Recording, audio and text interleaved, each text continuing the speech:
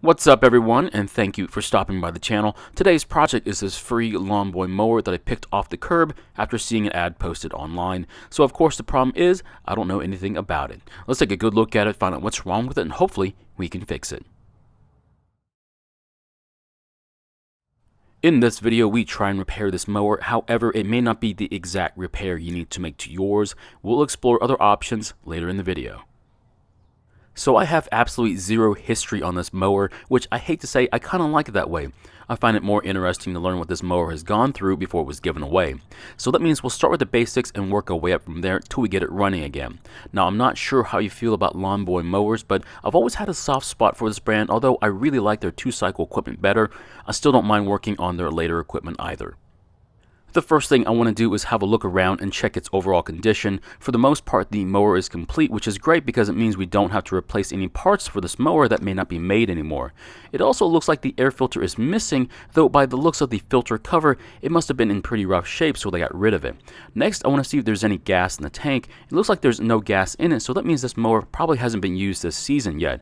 As for the oil, well, there's a huge problem as I don't see any oil in the dipstick. Now there's a good chance that this engine might be damaged and that's why it was thrown away. Next, I want to pull on the rope and see if the engine is locked up because it was ran without oil.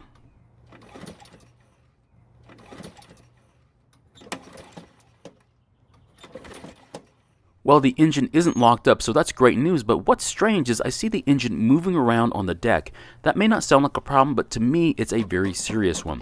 There's a good chance that either some of the engine bolts are broken or somehow they've backed out. Even the muffler bolts are loose for some reason, so we'll have to look at them and see if the threads are damaged on the engine as well. Now, if we look under the deck, we can see that the blade is not damaged, and also looks like the previous owner may have sharpened it a couple of times. It would appear that they definitely meant to take care of it, however, it looks as though they may have started to care less about it as time went by. I'm going to take it off so it's not in our way and put an edge on it before putting it back on. So here are the 3 engine bolts that hold it to the deck, and this one here is an unused hole for a different engine that uses an extra bolt. This will give us an idea of what the hole size is supposed to look like. Now these bolts seem to have backed off just a tiny bit, so we could just tighten them, but instead I'm going to remove them and replace them with stronger bolts with a nut, so this problem won't happen again. Now these bolts are known for snapping off, so I'm going to be extra cautious when taking them off. I'll use as much lubrication as possible, and if I need to, I'll even use heat if I can. If you have to use heat, just make sure that gas hasn't been in the engine for a long time, otherwise you could start a fire. The bolt was still a little warm, so I had to drop it, but now that it's out of the way, we can see just how much bigger the hole in the deck is when compared to the bolt hole in the engine. With the engine moving around, it has definitely opened the holes up quite a bit. So here's the original bolt, and as you can see, it's a triangular shape, so that's why I didn't want to over tighten it. That and the material that it's made of makes it easy to break. Also, if I put the bolt in the unused hole, you can see just how much better it fits than the one that came out of. So here's the bolt we're going to be replacing it with. It's a lot longer than the original because I needed to extend past the mounting flange on the engine so I can put a nut on it as well. I know I could use thread locker, but I think this is a better idea.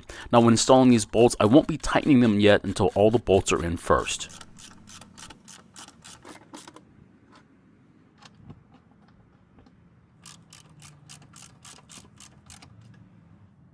So there's a problem with this last bolt. Now the original bolt was only 1 inch long, but the flange on this part of the engine is very thick. They didn't have intentions on putting a long bolt here, so I have to tap the flange to accept the longer bolt. I also underestimated the length of the bolt that I needed by about ½ an inch, but with this much material being threaded, I think it's okay not having a nut on this one.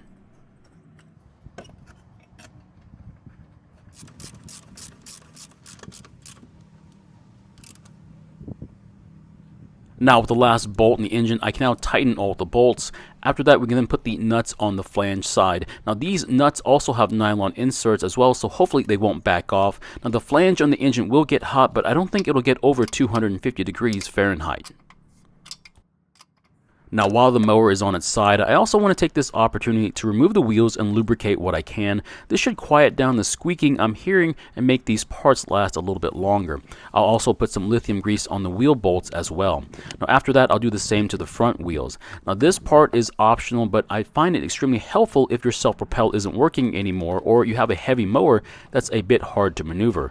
Now even if the wheels are worn down already, this shouldn't make it any better, but hopefully it won't get any worse.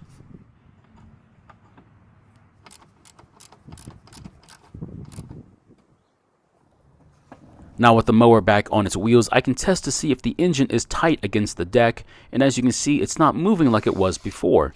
The next thing I want to do is take off the muffler and see why these bolts are loose. The reason is these bolts have a locking tab on them to keep them from doing just that, so that could mean the threads on the engine may be damaged. Now after taking off the muffler, I realized that it had a thermostat override for the choke, so when we put it back on, we need to put it on very carefully. I then threaded the bolt back into both holes, and it's pretty clear that the threads aren't damaged, so I'm not sure why the bolts backed out, but at least I know I can just replace the bolts, and it shouldn't back off anytime soon. So unfortunately, to replace the muffler and to make sure it gets installed correctly, I need to see the arm that the override pushes against.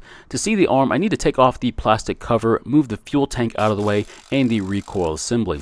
The oil dipstick is also going to need to be moved out of the way as well. Now this was for filming purposes. Given a good viewing angle, you could probably install it without taking all these parts off.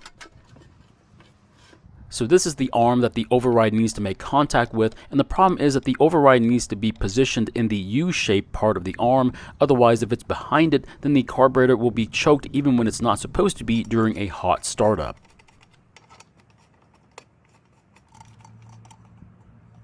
So I just realized that the arm is moving strangely. It's supposed to be close to the flywheel, but as you can see, it's just flopping around whichever way it wants to. That could only mean that the spring that's supposed to keep it in the choke position is missing. It's supposed to be anchored here, and the other end is supposed to be attached to this part of the plastic arm. Now, you can't just replace it with any old spring. It needs to be a specific spring rate, so I'll need to replace it. But for right now, I need to get this engine working again, and if there aren't any issues with it, I'll come back and replace it. Now moving back to the muffler, after tightening the bolts, bend the tabs against the nut so hopefully they won't back off again. The next thing to do is to look at the carburetor and check it for any problems. Now the easiest way is to just remove the bowl nut and the bowl and see how bad they are. And if they don't look too bad, then I'll just clear the jet and reinstall it. However, if I see a problem, then we're going to need to take the carb off for a better look. After taking the bowl nut and the bowl off, I have to admit they look to be in pretty good condition, so I'm not worried about them. I'll just clear the jet and some corrosion off the gasket area. But what's troubling me is the float. It's hard to tell while it's on the engine, but the float needs to rest in the parallel position with the bowl's mounting surface to close off the fuel, and it does not appear that way. The only way to confirm this is to remove the carb and have a good look at it. Now the float is meant to have a certain amount of travel to work properly, and if the float isn't sitting parallel with the rest of the carb, its travel will be less. What happens then is that there will be a reduced amount of fuel flow into the carburetor's bowl, and the engine will act like it's running out of gas, or it'll only run for a minute or so and then die. As you can see with the carburetor upside down, the float is not sitting parallel with the mounting flange for the bowl. That means that the needle seat has closed up and will not allow the needle to sit properly and causing the float to sit in this weird position. That means we need to remove the seat and replace it. The other option would be to replace the carburetor with an aftermarket one. Unfortunately, this is where we have to leave this mower as we need to order some new parts for it and wait for them to arrive. Now, I can either buy a new carburetor or just the seat and replace it. Now, the seat would be less than $1 as compared to a new carburetor, which would be $12. So my question is, do you think I should buy a new carburetor or just the seat? Now, the seat is the only problem from what I can tell, so buying just the seat makes more sense. Or should I buy a new carburetor because we don't know if this one even works? Thank you for watching. I really appreciate your time here. Please feel free to ask me any questions. I hope to see you in the next video.